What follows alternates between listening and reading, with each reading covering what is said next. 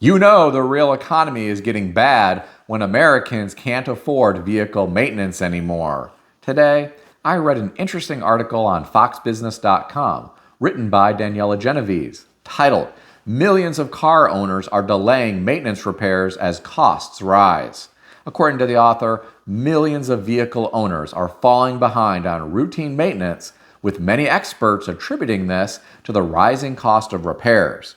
More than 30 million cars that are on the road are behind on both oil changes and tire rotations, according to recent data from Carfax. Here are my thoughts. I could see this trend getting worse.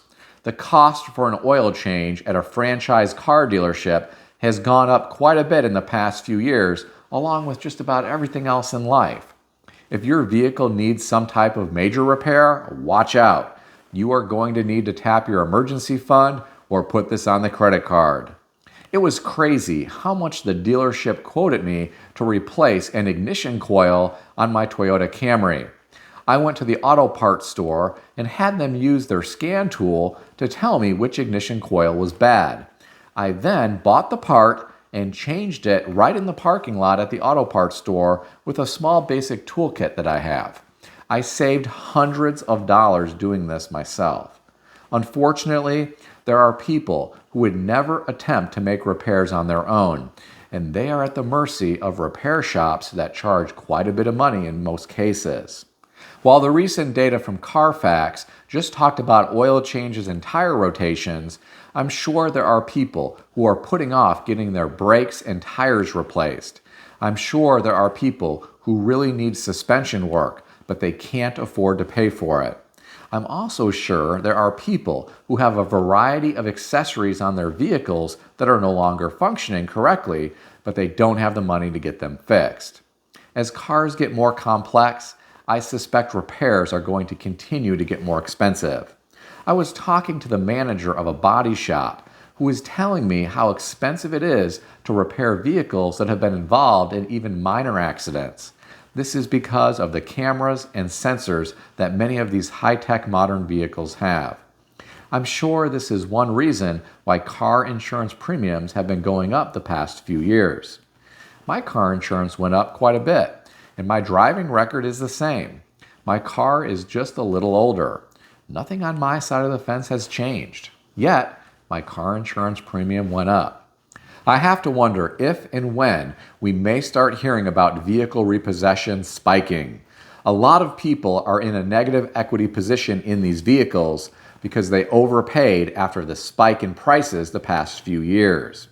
In addition to overpaying for some of these vehicles, some people also financed dealer add-ons like paint protection into their loan, which put them deeper into a negative equity position. I'm sure there are people right now who are thousands and in some cases tens of thousands of dollars underwater in their vehicles. Some may decide to just throw in the towel and suffer the financial consequences when times get tough and that big car payment becomes too much to handle. Now, I read some of the comments beneath this article. I'll share some of them with you. The first commenter said, "I will continue to repair my 22-year-old car until it can't be repaired anymore. It's still cheaper than a new or even a used car. My 26-year-old heavily and well-maintained K3500 crew cab truck is fine by me. People ask when I'm going to get a new one, and I keep answering, why would I? A comparable truck today is around $100,000 and is nearly unserviceable by the average person." Another commenter said, "It is so sad that most under the age of 40 today have no clue how to perform basic maintenance or repairs on their vehicles. Less than 50% know how to change a flat tire. It is embarrassing. I change my own oil and filter and have been known to change belts, water pumps, alternators, batteries, power steering fluid pumps, brakes, rotors, headlights, and taillights. There are many YouTube videos to show you exactly what to do if you are willing to take the time to actually learn." The last comment that I'll share with you came from someone who said, "Car dealers and manufacturers are trying very hard to make cars that can only be repaired by dealers, much like John Deere has done with tractors.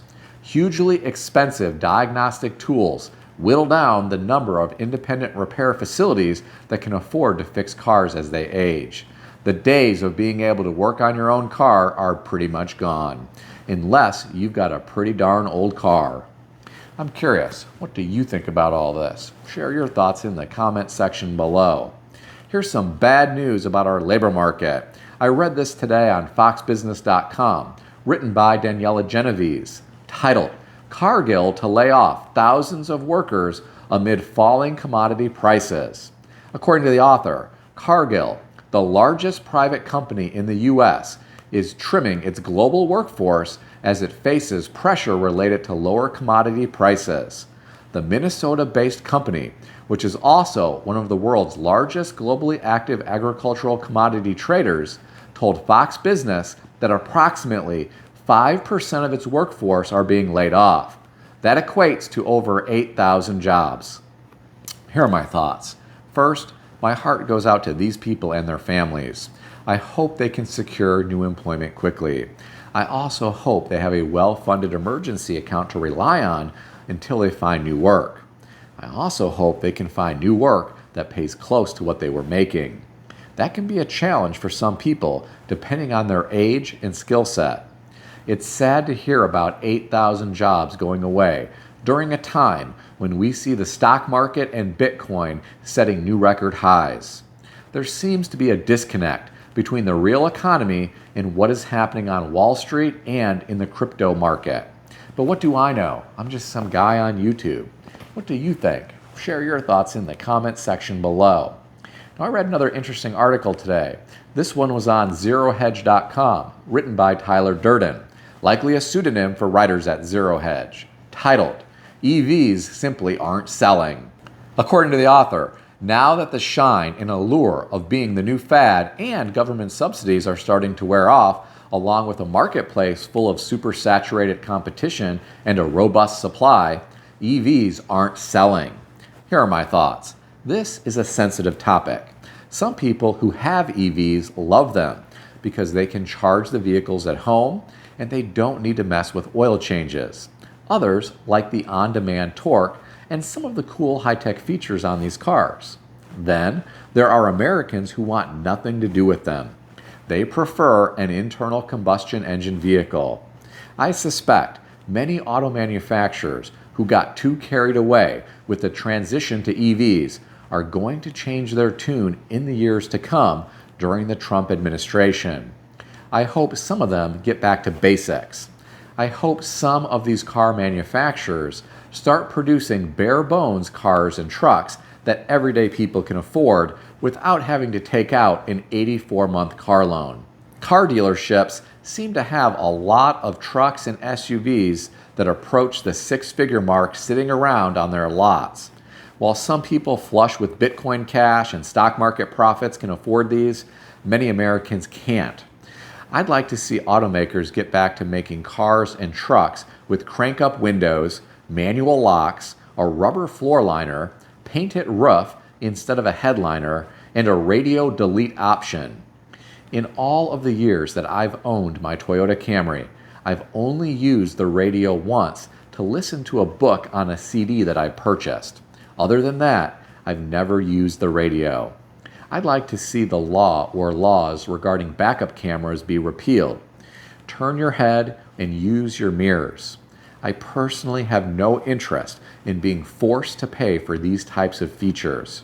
I guess I'm just old and out of touch with how things are done nowadays. What do you think about all this? Share your thoughts in the comment section below. If you enjoyed this video, consider subscribing to the channel. I want to extend a special thanks to everyone who has subscribed to this channel. I want to also thank all of my channel members. If you would like to become a channel member, there is a link in the description beneath this video. You can read more about the different membership levels. Please also check out some of the great books that I suggest you consider reading in the description below. I've included Amazon affiliate links to these books. As an Amazon associate, I earn from qualifying purchases. Stay healthy and wealthy. I'll see everyone in the next video.